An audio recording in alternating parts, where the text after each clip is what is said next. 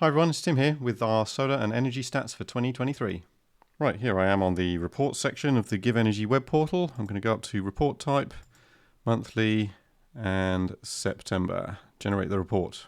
Okay, so I'm going to start as usual with the solar generation. We generated a total of 463 kilowatt hours in the month of September.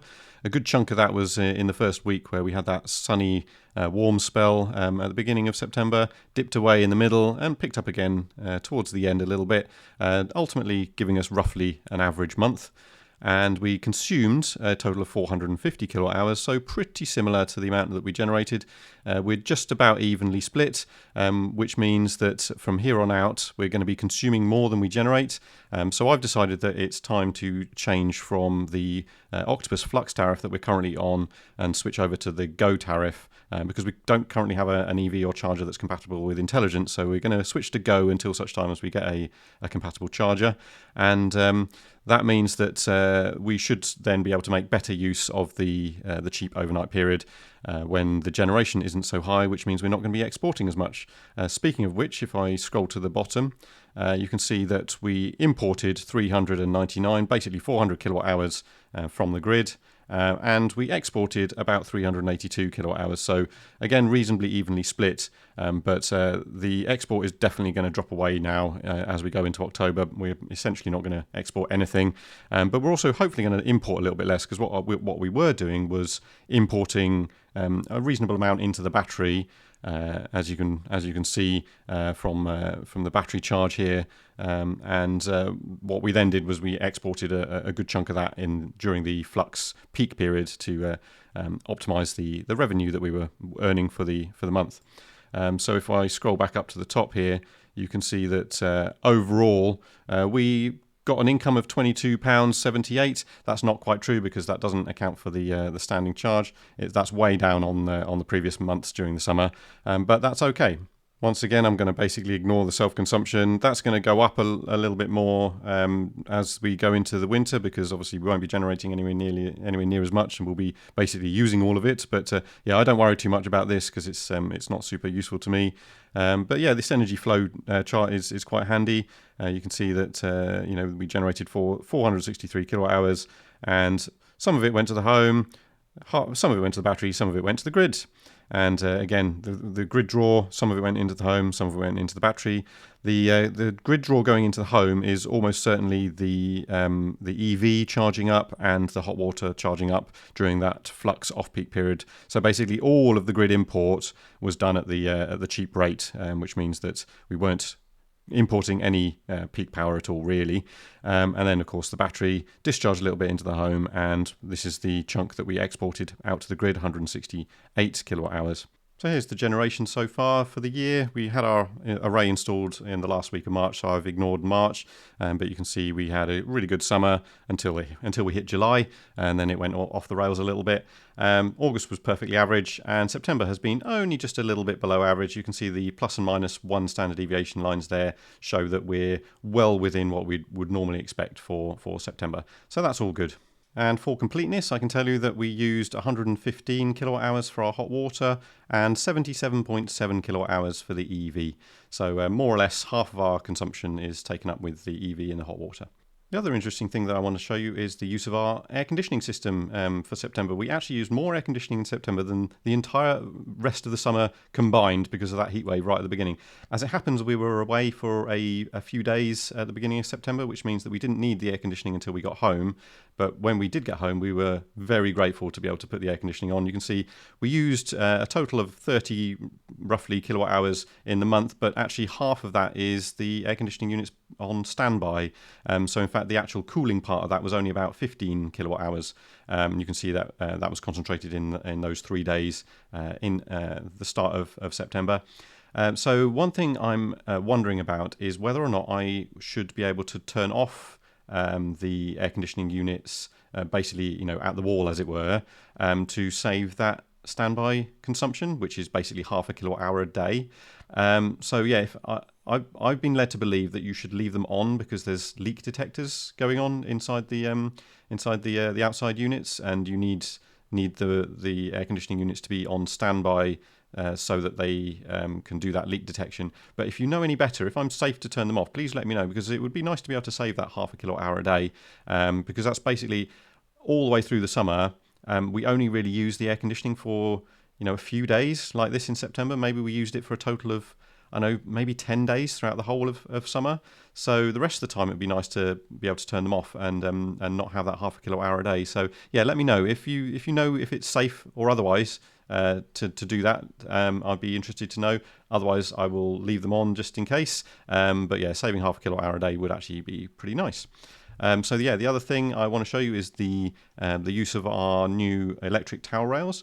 So I've only got the our ensuite 1, as you can see in this chart, running for about half an hour a day during the flux off-peak period, so running these at quite cheap rate. And you can see that that section at the beginning there, where there's a big missing piece of data, that's when we turn them off, basically when the heat wave hit, and then we turn them back on again when it got a little bit cooler again.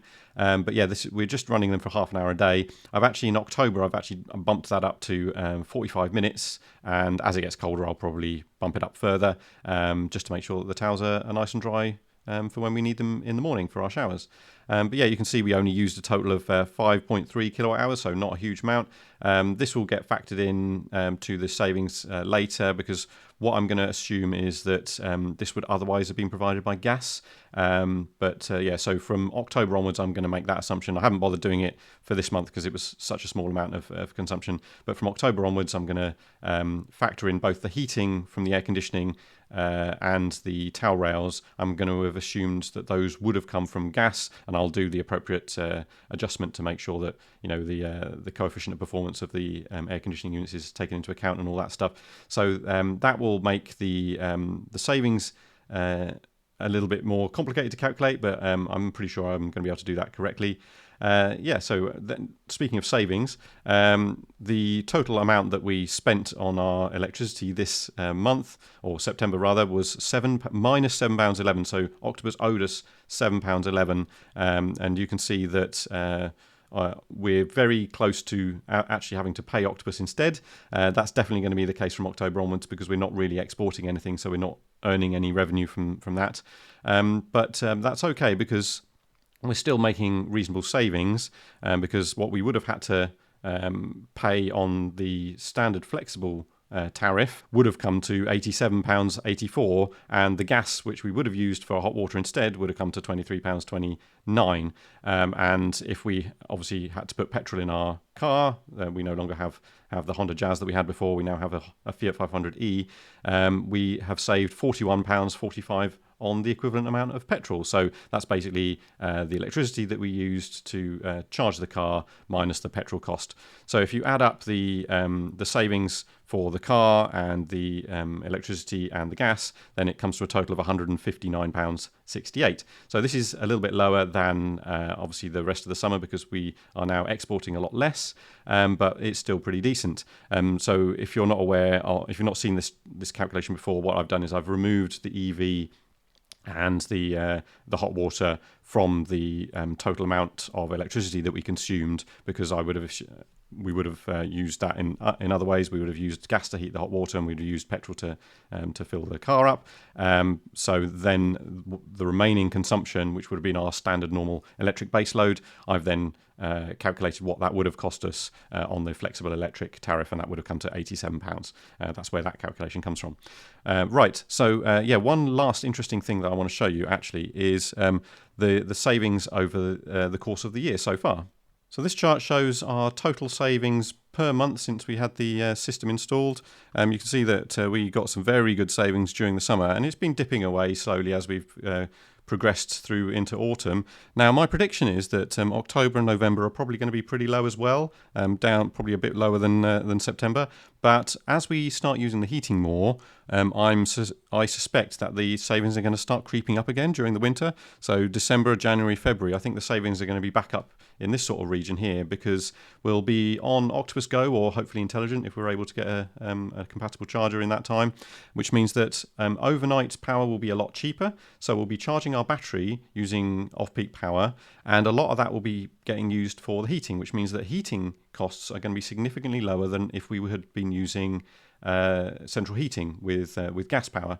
Now that means that the savings based on that are going to start to become quite a lot higher, which means my prediction, and let's see if I'm right about this as we go through the winter, my prediction is that we're going to have this peak in the summer of savings. It's going to dip down in the autumn. It's going to peak again in the winter, and then it's going to dip down again in the spring, and that cycle is going to continue. So basically we're going to get a sort of double peaked sine wave throughout the year of savings.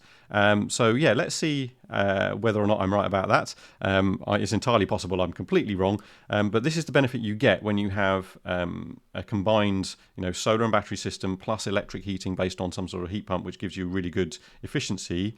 If you're able to power your heating at all using your batteries, then you can effectively run your heating at cheap off-peak period rates. Which is what I'm hoping to do. That's not going to be true for the whole of the winter. I think in particular, January and February, we're almost certainly going to need some peak rate power.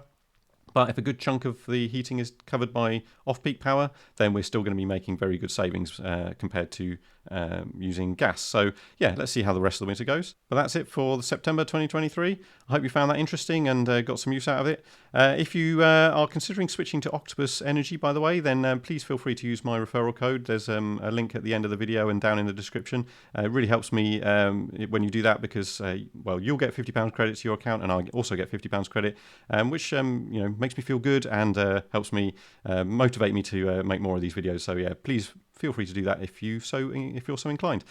But that's it. Thank you very much for watching. I'll catch you in the next video. Bye for now.